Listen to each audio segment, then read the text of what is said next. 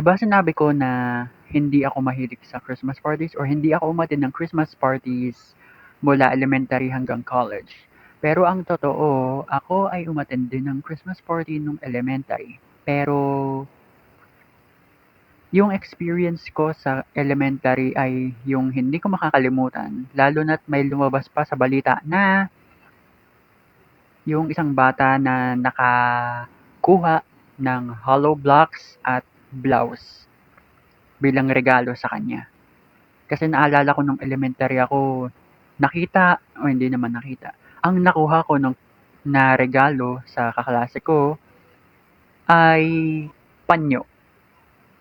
Nakuha ko panyo, bigay ko sa kanya, laruan. Galing 'no? Ngayon, kaya ayoko ng Christmas parties dahil na rin do'n sa karanasan na 'yun, na inakala ko na hindi mauulit pero nangyayari pa rin pala.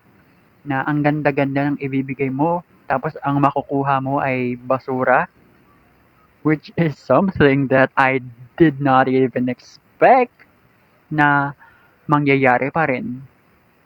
So, unfortunately, nangyari pa rin nga, may isang bata na nakakuha ng hollow blocks at blouse.